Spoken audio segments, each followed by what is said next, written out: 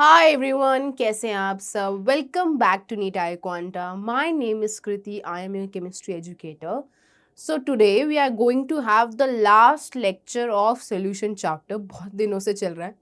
Just let's wrap up this chapter और आगे बढ़ेंगे हम अपने इलेक्ट्रोकेमिस्ट्री के साथ. बट उससे पहले आप लोगों से एक रिक्वेस्ट है कि आप लोग फटाफट से जाके शुरू से, जिसने अब तक भी शुरू नहीं किया है, now your NEET result is out, you are aware of the truth कि क्या रैंक है, कैसे कौन से रैंक पे आपको कॉलेज अलॉट होने वाला है. If you are willing to start your journey of preparation again, you can start with NEET iQuanta, जहाँ पे हम हर चैप्टर के इंपॉर्टेंट पॉइंट्स और जो भी एज पर नीट 2026 इम्पॉर्टेंट है वो सब ऐड करने वाले हैं. आपको क्या करना है, आपको चैनल को जाके सब्सक्राइब करना है, नीट आई क्वांटा को जाके सब्सक्राइब करना है.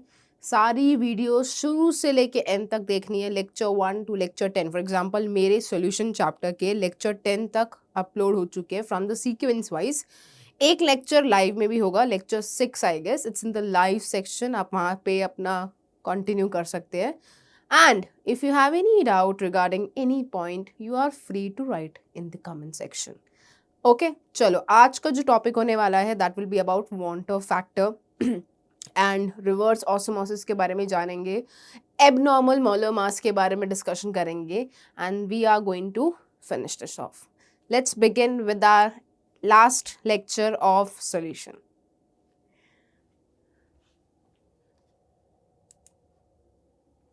Want of theory of dilute solution. तो want of theory of dilute solution क्या बोलती है, एक बार समझ लेते हैं. So basically it relates with the osmosis. जो हमने लास्ट में, अगर आपको याद हो तो, कॉलिगेटिव प्रॉपर्टी की लास्ट हमारी जो प्रॉपर्टी थी दैट वाज ऑस्मोसिस, उससे रिलेटेड हमने पढ़ा था.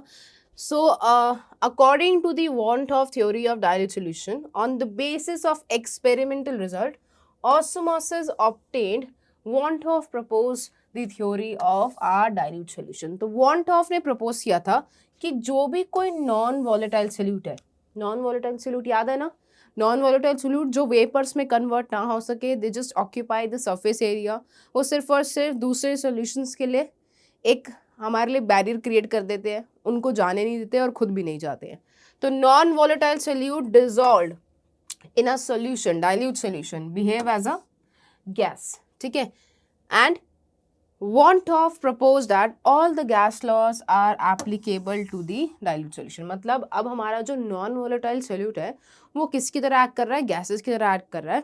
और जितने भी हमारे गैसेस लॉज है, अगर आपको याद हो तो हमारे स्टेट्स ऑफ मैटर चैप्टर में हमने गैसेस लॉ के बारे में पढ़ा, वो सब के सब इस सोल्यूशन पे अप्लाई हो सकेंगे. सो want of theory is about the dilute solution, and want of law states that कि at constant temperature the osmotic pressure of a dilute solution is directly proportional to the molarity of solution. Basically concentration, मतलब जो osmotic pressure है वो किसके equal माना जाता है, किसके डायरेक्टली प्रोपोर्शनल माना जाता है, कॉन्सेंट्रेशन के. So pi is basically R osmotic pressure and C हमारी क्या है, concentration. C is concentration. So pi is directly proportional to the concentration at constant temperature. Moles per liter होता है. Oh, हाँ, right. And according to the want of law, the volume of the solution is inversely proportional to the concentration. ये तो of course ही बात है ना. Molarity का क्या फॉर्मूला होता है, number of moles of solute upon में वॉल्यूम. तो वॉल्यूम और कॉन्सेंट्रेशन के बीच में कैसे रिलेशन है, इनवर्स रिलेशन है. So we can say concentration is inversely related to the volume of the solution, right? Now pi equals to k upon v. हम ऐसे भी लिख सकते हैं कि मतलब जो हमने concentration से उसको describe किया, we can relate it with the volume. So pi v equals to k. एक बार ये relation देखो. चलिए नेक्स्ट आगे बढ़ते हैं. हमने रिलेशन तो फाइंड आउट कर लिया कि पाई और वी के बीच में भी क्या रिलेशन है, that is pi equals to K, where K is the proportionality constant. ठीक है. और यही सिमिलर हमारा बॉयल्स लॉ जैसा भी होता है. बेसिकली अगर हम पी वी की बात करें तो वहाँ पे पी हमारा नॉर्मल प्रेशर की बात होता है, यहाँ पे हमारा पाई ऑस्मोटिक प्रेशर है. Now, if you talk about the second point, that is the osmotic pressure of the solution of constant C is directly proportional to temperature in Kelvin. अब ये सभी के सभी रिलेशन हमारे को क्या बता रहे हैं कि पाई is also directly proportional to T. मतलब the osmotic pressure of a solution, अगर मान लो हमने उसकी concentration को fix कर दिया, तो it is directly proportional to temperature as well. मतलब pi not only depend upon the concentration, it does depend upon the temperature as well.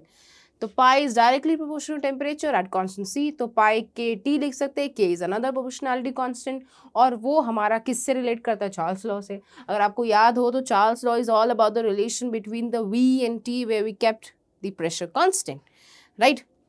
Next, osmotic pressure of a solution of constant C is proportional to temperature, or combining the pi and T together we get pi equals to STV. अच्छा, अब इन्होंने S लिखा है यहाँ पे, आप कोई भी मतलब कांस्टेंट यूज कर सकते हो, उससे ऐसे कोई S is proportionality constant, S is also called solution constant. यहाँ पे बेसिकली ये कांस्टेंट डालना था तो उन्होंने S as a solution constant बना दिया. अगेन मैंने क्या बोला था कि कोई भी कांस्टेंट यूज कर सकते हो, तो हमारा जो यूनिवर्सल गैस कांस्टेंट है वही एक बेटर कांस्टेंट माना जाता है, दैट इज R. तो we can say pi equals to CRT.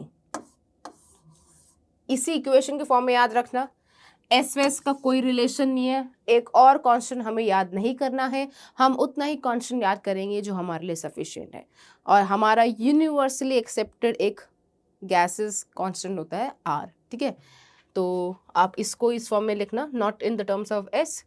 Are की वैल्यू बहुत सारी होती है, जैसे 0.0821 litre ATM mole inverse, in terms of ergs, in terms of joules, in terms of अपना बार भी लिख सकते हैं अगर याद हो तो. आर वो उसमें बहुत ज़्यादा फर्क नहीं आता है, 0.083 लीटर बार पर मोल पर केल्विन, बट ज़्यादातर आर की वैल्यू या तो ये वाली या ये वाली, एक और होती है 2 कैलोरी, ये भी हम याद कर सकते हैं. ये दो और वैल्यू मैंने आपको लिखवा दी कि अगर बाय चांस आपको किसी और फॉर्म में या कहीं पे और आर की वैल्यू यूज़ करनी हो, तो 1 we have in litre atm, 1 we have in joule. Kilo joule भी कर सकते हो, इजी है. आई होप जूल को किलो जूल में कन्वर्ट कर दोगे तो इजी हो जाएगा. और कितना आ जाएगा, 0.008 है ना, 1 2 3 किलो जूल पर मोल पर केल्विन, राइट. ठीक है, तो that's how we have obtained our relation of pi with the concentration and the temperature. चलिए, तो हमारे पास रिलेशन जो आता है that is pi equals to CRT. Osmotic pressure का रिलेशन है, depending upon the concentration and the temperature, right. चलिए, हाँ वही 1.987 कैलोरी में, तो उसको हम 2 कैलोरी ले सकते हैं. जितना डेसिमल में जाओगे उतनी कैलकुलेशन टफ हो जाएगी. Rather you can take the average out, you can take the value as 2 और उसको सॉल्व करोगे तो आंसर सिमिलर ही आएगा, ज़्यादा डिफरेंस नहीं आने वाला है. ठीक है, the osmotic pressure of a solution of constant C is directly proportional temperature in scale. ये सब हम कर चुके हैं, आगे की बात करेंगे. हाँ, बस उन्होंने बेसिकली अब क्या किया कि जो हमारा रिलेशन था ना, पाई इक्वल्स टू CRT. अब सी क्या है यहाँ पे, number of moles of solute upon volume in litre. उन्होंने बस उसको ओपन करके लिख दिया, pi equals to n of R non volatile solute, क्योंकि हम in this case we are talking about non volatile solute की बात करते हैं, and volume of solution into RT. देखो, मैं चाहूँगी कि तुम चीज़ों को सिंप्लीफाइड तरीके से पढ़ो, the taking lots of books and reading from that and complicating for yourself. Why don't we just stick to one type of notes, one teacher, one type of teaching? Otherwise, देखो, इस chapter को पढ़ाने के लिए बहुत सारे लोग मिलेंगे. It's not that I'm the only teacher here, but एक होता है बच्चों का कनेक्शन बनना. अगर आपको लगता है कि you are connected with me, if you have anything जहाँ पे आपको डाउट आ रहा है, तो आप फील फ्री होके अपनी बात रख सकते हो, अपने डाउट पूछ सकते हो. मुझे भी अच्छा लगेगा अगर आप लोगों के डाउट आएंगे. It just feel like more कि हाँ यार, ये बच्चे इस फॉर्म में सोच सकते हैं, तो अगर मुझे अगली बार इस चीज़ को पढ़ाना हो तो मैं इस पॉइंट ऑफ व्यू को भी रखूँगी सामने और उसके नेचर में उस चीज़ के बारे में बात करूँगी. एक्चुअली हम टीचर भी आप लोगों से ही बनते हैं, है ना? तो आप जितना अपने आप को उभारेंगे उतना ही हम अपने आप को उभारेंगे। चलिए moving on. The osmotic pressure of a solution of constituency, ये पूरा सेम चीज़ आ रही है, ये सब हमें पढ़ने की ज़रूरत नहीं है। अब आ जाता है हमारा reverse osmosis and water purification. ये सुना ना वर्ड आरओ, जो आरओ यूज करते हैं कि हमारे वाटर प्यूरिफायर्स में आरओ होता है, what does that RO signify? That's reverse osmosis. Reverse osmosis की वजह से ही हमारा वाटर प्यूरिफाइड हो रहा है। This is the case which is causing the purification of water. Let's understand about the process of reverse osmosis. Okay. तो RO word, या तुमने कभी जैसे वर्ड सुना होगा वाटर प्यूरिफिकेशन में RO, that is reverse osmosis. Osmosis के बारे में हम जान चुके हैं। चलो, क्या होता है osmosis? What is the process of osmosis? कि जब हमारा सॉल्वेंट मूव करे हाई कॉन्सेंट्रेशन ऑफ सॉल्वेंट से लो कॉन्सेंट्रेशन ऑफ सॉल्वेंट में। अगेन मैं ये रिपीट करती हूँ बात, बच्चे कंफ्यूज होते हैं। वो बोलते हैं कि मैम हाई कॉन्सेंट्रेशन का मतलब है कि सॉल्यूट ज़्यादा है। नहीं, मैं साथ में एक और टर्म भी तो बोल रही हूँ, high concentration, flow of high concentration of solvent to the lower concentration of solvent. High concentration of solvent मतलब जहाँ पे सॉल्वेंट ज़्यादा है, जहाँ पे सॉल्वेंट, प्योर सॉल्वेंट से बेसिकली सोल्यूशन में मूव करना, उसको ऑस्मोसिस कहते हैं, राइट?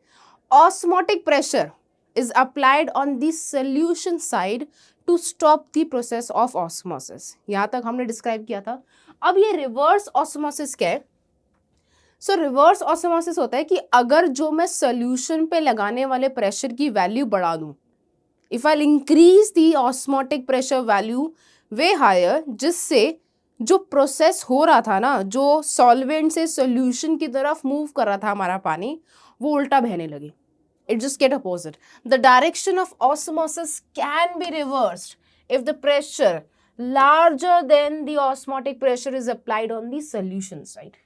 ठीक है? The direction of osmosis can be reversed if a pressure larger than the osmotic pressure is applied to the solution side. ठीक है? From the salt solution, pure solvent flow through the semi-permeable membrane. मतलब क्या होने लगा? Normal process क्या था? Fresh water मतलब अपना प्योर सॉल्वेंट, ये याद रखना, this is our pure solvent, ठीक है? और ये क्या है हमारा? Solution phase. तो क्या होता है कि जब नॉर्मल प्रोसेस होता है, जब ऑस्मोसिस होता है, तो प्योर सॉल्वेंट से सॉल्यूशन की तरफ पार्टिकल मूव करते हैं अपने सॉल्वेंट के। फिर क्या करते हैं हम? ऑस्मोटिक प्रेशर लगाते हैं जिससे वो प्रोसेस हमारा रुक जाए, वो प्रोसेस हमारा रुक जाए, ऑस्मोसिस का प्रोसेस रुक जाए। अब हमें ऐसा प्रेशर लगाना है, हाई प्रेशर, मतलब ऑस्मोटिक प्रेशर से भी ज़्यादा प्रेशर लगाना है। अगर हम इस पर ज़्यादा प्रेशर लगाने लगेंगे तो कुछ ना कुछ तो बदलाव दिखेगा ही दिखेगा। वो बदलाव कैसे दिखता है कि सॉल्ट वाटर से अब जाके फ्रेश वाटर में सॉल्वेंट मूव कर रहा है। लो, उल्टा ही हो गया। Now what will happen? Solvent will move from the solution side to the pure solvent side. Reverse osmosis is occur when a pressure is larger than the osmotic pressure is applied, which causes solvent to move from the salt solution through a semi-permeable membrane. ठीक है? यही हमारा reverse osmosis है। इसी के through हमारे वो जो पार्टिकल्स होते हैं, जो डस्ट पार्टिकल है हमारे वाटर प्यूरिफायर में, इसी प्रोसेस के थ्रू भी वो हमारा पानी प्यूरिफाई करते हैं, रिवर्स ऑस्मोसिस की वजह से। ठीक है? तो this phenomenon is called as reverse osmosis and it is of great practice utility. मतलब इसका बहुत यूज है। क्यों? सबके घर में वाटर प्यूरिफायर्स है, सबके घर में आजकल हर कोई वाटर प्यूरिफायर यूज कर रहा है और ये टेक्निक हर कोई अपने घर में एक्चुअली यूज कर रहा है। Reverse osmosis is used in desalination of water also. Salination, not क्या लिखा है ये? Desalination मतलब सी वाटर से सॉल्ट ऑब्टेन करने में भी रिवर्स ऑस्मोसिस का काफ़ी अच्छा रोल है। The pressure required for the reverse osmosis is quite high. मतलब ऑस्मोटिक प्रेशर से कई ज़्यादा अमाउंट में मुझे प्रेशर देना पड़ेगा in order to fulfil the process of reverse osmosis, right. चलिए next, a workable porous membrane is a thin film of cellulose acetate placed over the suitable support, जो हम बात भी कर चुके हैं सेमी परमिएबल मेम्ब्रेन के बारे में कि वो किस नेचर की होती है और क्या होता है। Cellulose acetate is a permeable to water but impermeable to impurities and ions present in sea water. So desaline process के दौरान जब हम सी वाटर से सॉल्ट ऑब्टेन करते हैं तो हमारे पास जो फिल्म होती है that is of cellulose acetate.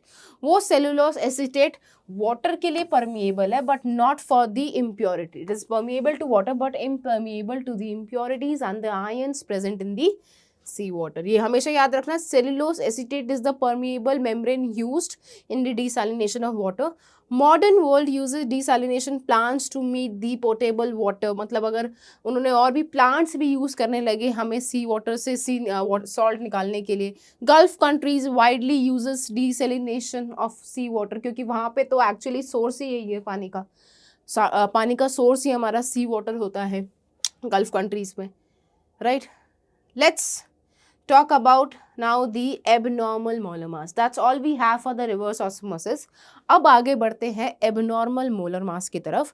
abnormal molar mass, अच्छा अगर तुम्हें याद हो मैंने कॉलिगेटिव प्रॉपर्टी स्टार्ट करने से पहले दो तरह की प्रॉपर्टी का डिस्कशन किया था। एक थी colligative property, normal colligative property, एक थी हमारी abnormal colligative property. Now will be discussing about the abnormal colligative property bye abnormal molar mass. Abnormal molar मास, इसके बारे में जानते हैं। तो एबनॉर्मल मोलर मास के मतलब क्या, कि जब तक अभी तक हम जब कॉलिगेटिव प्रॉपर्टी की बात कर रहे थे हम बात कर रहे थे नॉन वोलेटाइल सोल्यूट्स, बेसिकली जो वेपर्स में कन्वर्ट ना हो, जो नॉन इलेक्ट्रोलिटिक फॉर्म में हो। But now if you talk about the abnormal molar मास, अब इसका एक एग्जांपल से समझते हैं। जैसे मान लो हमारे पास है कोई ionic compound, if we have an ionic compound, वो पानी में जाके क्या करेगा, ब्रेक करेगा इनटू इट्स आयंस, कटायन और अनायन के फॉर्म में। So it is known that the ionic compound when dissolved in water dissociate into cation and anion. अब मान लो KCl लिया मैंने, if you take the example of KCl जिसका मॉलिक्यूलर वेट है 74.5, we get 1 mole each of K plus and Cl released into solution. If this happen there would be 2 moles of particle present in the solution. Of course ही बात है कि एक K+ का मोल हो गया, एक Cl- का मोल हो गया। अब इससे एसोसिएटेड प्रॉपर्टी, मतलब अगर हम मान ले कि उनके बीच की इंटरआयनिक फोर्सेस बिल्कुल नलीफाई हो गई। ऑफ कोर्स ही बात है, जब उसको पानी ने घेर लिया अपने आसपास, पानी ने उसको घेर लिया आसपास, तो उसकी फोर्सेस क्या हो गई है, बिल्कुल खत्म हो चुके हैं, इंटरआयनिक forces is 0। 1 mole of KCl in 1 kg of water would be expected to increase the boiling point twice the number expected. मतलब पहले जो 1 मोल ऑफ KCl कर रहा था, अब KCl मतलब पानी में डिजोल्व होने के बाद 2 मोल बनने के बाद उसका डबल हो जाएगा, एक K+ की वजह से, एक Cl- की वजह से। सो लेट्स सी कि पानी में पहले उसका बॉइलिंग पॉइंट 0.52 था, अब 2 × 0.52 1.04 हो गया। इसी मेथड से इस डिसोसिएशन की वजह से, या किसी किसी केसेस में हम एसोसिएशन की भी बात करेंगे, हमारे कॉलिगेटिव प्रॉपर्टीज़ में, हमारे मॉलिक्यूलर मासेस में थोड़ी बहुत एबनॉर्मैलिटी नज़र आती है। That is why the word we uses is abnormal molar mass, because of the process of dissociation and association. So this indicates that when there is a dissociation of solution into ions, the experimentally determined value is always less than the true value. मतलब जो आनी चाहिए थी उससे कम आई, right मतलब जो हम सोच रहे थे जो वैल्यू आनी चाहिए थी वो हमारी कम आई। Experimentally determined value is always lesser than the true value. तो मॉलिक्यूल्स ऑफ इथेनोइक एसिड, मान लो अगर एसिटिक एसिड है, वो क्या करता है, वो डाइमराइज करता है बेंजीन में जाके, है ना, it dimerise in the benzene due to hydrogen bonding, and this happen normally in solvents having low dielectric constant. अब डाइमराइज कर रहा है तो इसका मतलब क्या है, वो क्या शो कर रहा है, प्रोसेस एसोसिएशन। इससे भी काफी चेंज आ जाएगा बॉइलिंग पॉइंट में। So boiling point will be affected, or any other colligative property will be affected when there is a process of dissociation or the association. याद रखना, एसिटिक एसिड बेंजीन में जाके associate करता है, dimerise करता है, और वही एसिटिक एसिड पानी में जाके डिसोसिएट करता है, ब्रेक करता है। Dimerisation means 2 molecule isolated from 1 molecule, CH3COH convert हो गया CH3CH होल ट्वाइस में। ट्राइमराइजेशन मतलब 3 मॉलिक्यूल का एसोसिएशन होना, गिव 1 मॉलिक्यूल, बट हम ट्राइमराइज तक जाते ही नहीं है, इतना प्रोसेस तक हम आगे जाते नहीं है, हमारा डाइमराइज ही ज़्यादातर मेन रहता है। If all the molecules of acetic acid associated in benzene, then the molecular mass will also be double than the original value.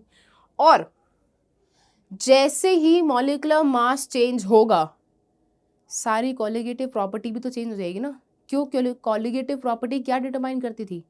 Molecular mass of solute भी डिटरमाइन करती है। अगर मॉलिक्यूलर मास चेंज हुआ तो colligative property भी change होगी। क्यों? क्योंकि हम यहाँ पे मॉलिक्यूलर वेट किसकी बात कर रहे हैं? सॉल्यूट की बात कर रहे हैं। As the molecular weight of solute changes, colligative property changes, right? तो molecular weight of solute change होगा तो colligative property भी change हो जाएगी। If all the molecules of acetic acid associate in benzene, then the delta TB, delta TA for ethanoic acid will be half of the normal value. अब वो half हो या double हो वो depend करेगा कि प्रोसेस एसोसिएशन का था या डिसोसिएशन का था। अगर डिसोसिएट होता है तो प्रॉपर्टी की वैल्यू बढ़ जाएगी, अगर एसोसिएट हो रहा है तो प्रॉपर्टी की वैल्यू हाफ हो जाएगी। A molar mass which is either lower or higher than the expected or normal value is called an abnormal molar mass. कि जो मोलर मास हम एक्सपेक्ट कर रहे थे सॉल्यूट का ना, उससे ज़्यादा अगर आए या उससे कम भी आए, तब हमारी वो प्रॉपर्टी या तब हमारा वो मोलर मास एबनॉर्मल मोलर मास कहलाता है। So a molar mass which is either lower or higher than expected normal value is called as abnormal molar mass. A molar mass which is either lower or higher than the expected or normal value is called as abnormal molar mass. In 1880, Want Hoff introduced a factor that is called as I. इसको Want Hoff factor कहते हैं, known as Want Hoff factor, to account for the process of dissociation and association in a solution. ठीक है, right, okay. तो I हमारा determine करेगा कि process में कितना डिसोसिएशन हो रहा है और कितना एसोसिएशन हो रहा है। तो I is equals to normal molar mass upon abnormal molar mass, या ऑब्जर्व्ड कॉलिगेटिव प्रॉपर्टी अपॉन में कैलकुलेटेड कॉलिगेटिव प्रॉपर्टी। दोनों फॉर्म्स में हम I की वैल्यू कैलकुलेट कर सकते हैं। अगर हमारे पास कोई नॉन इलेक्ट्रोलाइट है, if we have a non electrolyte, तो उसके लिए I की वैल्यू हमेशा इक्वल्स टू 1 रहेगी। मतलब वो डिसोसिएट भी नहीं कर पाएगा ना एसोसिएट कर पाता है। और अगर हमारे पास कोई इलेक्ट्रोलाइट है, if we have an electrolyte, तो उसके लिए I की value is not equals to 1। अब उस केस में I can be greater than 1 और I can be lesser than 1, right, okay. Total number of moles of particle after dissociation, total number of moles of particle before dissociation, ऐसे भी define कर सकते हैं I को कि moles after, अगर association dissociation दोनों की बात होती है वैसे, moles after dissociation and association, moles before dissociation or association, right, okay. Inclusion of Want Hoff factor modifies the equation for colligative properties as follow. अब अगर जब तक हम कॉलिगेटिव प्रॉपर्टीज को समझ रहे थे, हम मान रहे थे हमारा नॉन वॉलेटाइल सॉल्यूट था, और अगर स्पेसिफाई करूँ तो नॉन इलेक्ट्रोलाइट था, वहाँ पे हम मान रहे थे I की वैल्यू 1, इसलिए हम उसको इंक्लूड नहीं करते थे। बट जैसे ही मोलर मास में एबनॉर्मैलिटी आने लगेगी, पार्टिकल डिसोसिएट या एसोसिएट करने लगेंगे, तो कॉलिगेटिव प्रॉपर्टीज पे भी उतना फर्क आने लगेगा। जो हमारी एब्जॉर्ब कॉलिगेटिव प्रॉपर्टी थी अब वो कैलकुलेटेड से काफ़ी अलग हो जाएगी। तो जितने भी हमारी 4 कॉलिगेटिव प्रॉपर्टी थी उसमें हमें अब आई को इंक्लूड करना पड़ेगा। कैसे? जैसे relative lowering of vapour pressure है, अब उसके आगे हमें आई लगाना पड़ेगा कि मतलब P01 minus P1 upon P01। याद है ना P01 P क्या था? Vapour pressure in pure solvent, vapour pressure of a solution, mole fraction of solute. तो हम इसको आई मोल फ्रैक्शन ऑफ काई भी लिख सकते हैं, है ना। अच्छा तुम ये मत बोलना कि मैम नीचे N1 क्यों आया, क्यों? हम मान लेते हैं कि जो N2 की वैल्यू है वे लेस देन N1 है, एज्यूम कर लेते हैं सॉल्व करते समय, इसलिए वहाँ पे नीचे N1 लिखते हैं। Next, elevation in boiling point delta TB equals to I KBM, depression in freezing point delta TF equals to I KFM, osmotic pressure pi V equals to ICRT, pi equals to ICRT लिख सकते हो, या तो pi equals to ICRT, right. ये याद रखा करो, ये थोड़ा मुश्किल हो जाता है। So all the 4 colligative properties now have been changed into all the 4 colligative property we have now become as abnormal colligative property, right? Okay.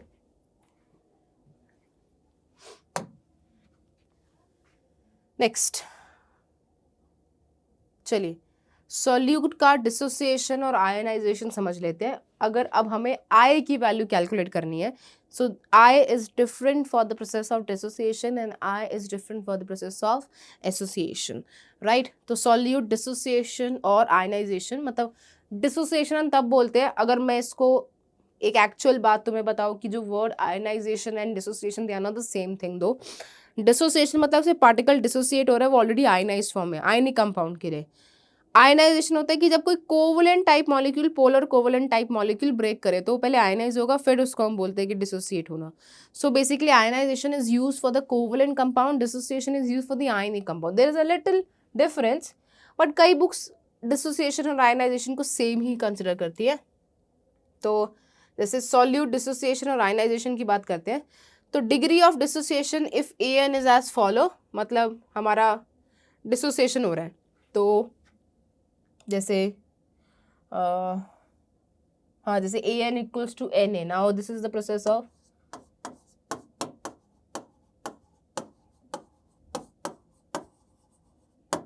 Dissociation, break कर रहा है वो, ठीक है। तो इनिशियली अगर हम बात करते हैं तो मान लो उसके 1 मोल्स थे, इसके कुछ नहीं मोल्स थे। अब आफ्टर सम टाइम हम क्या देखेंगे, उसमें से कुछ ना कुछ डिसोसिएशन होगा, तो 1 minus alpha N alpha, right.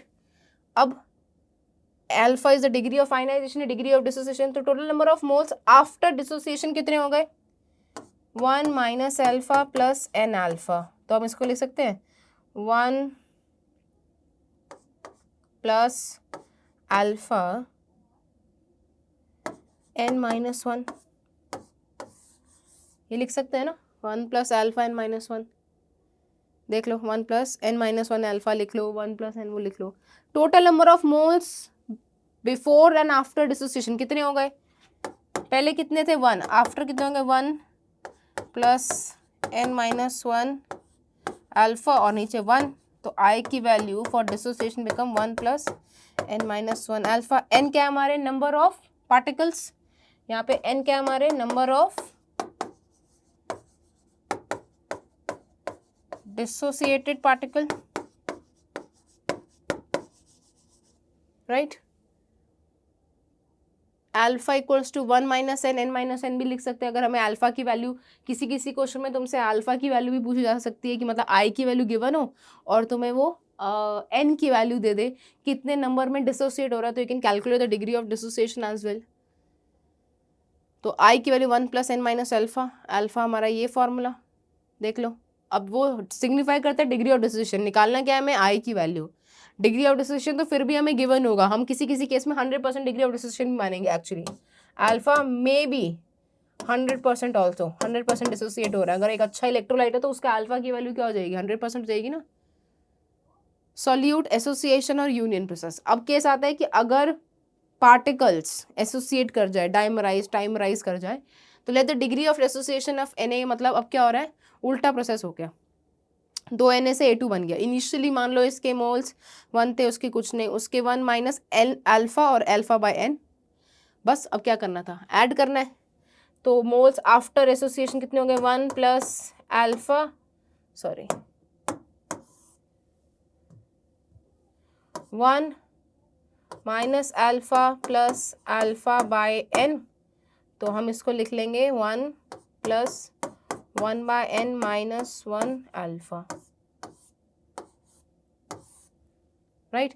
Alpha is the degree of total number of moles after dissociation, sorry after association, not dissociation।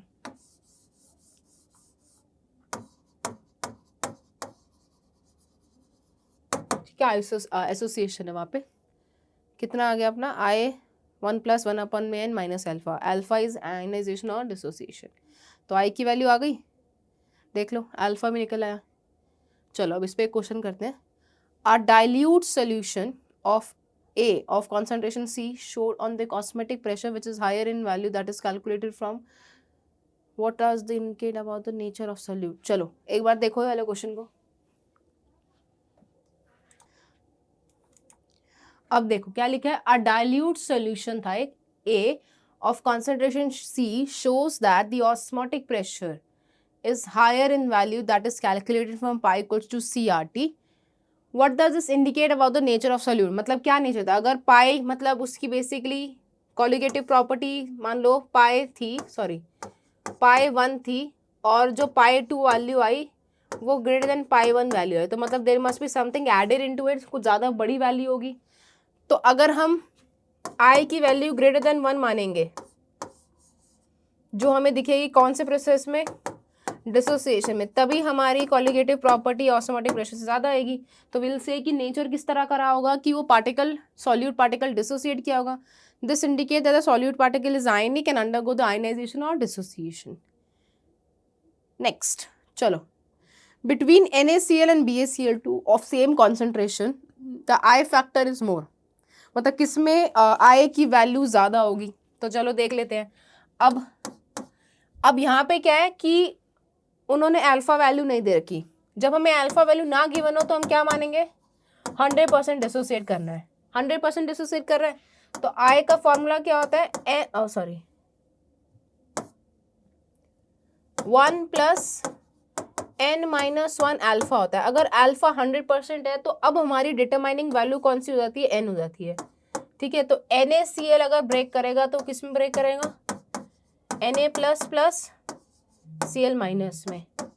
BaCl2 break करेगा तो किसमें करेगा, Ba प्लस 2 Cl माइनस में। इसमें n की वैल्यू 2, इसमें n की वैल्यू 3, तो इसके लिए I की वैल्यू कितनी हो गई बताओ,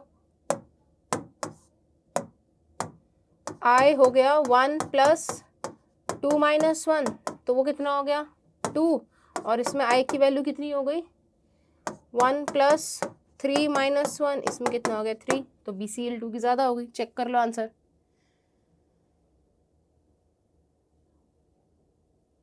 बस ठीक है, राइट वही है, देख लीजिए। चलिए इसको नोट डाउन करो। चलिए that's all we have for this chapter. हमने इस चैप्टर में काफ़ी चीज़ें इंक्लूड कर ली थी, काफ़ी चीज़ों के बारे में डिटेल में पढ़ लिया था।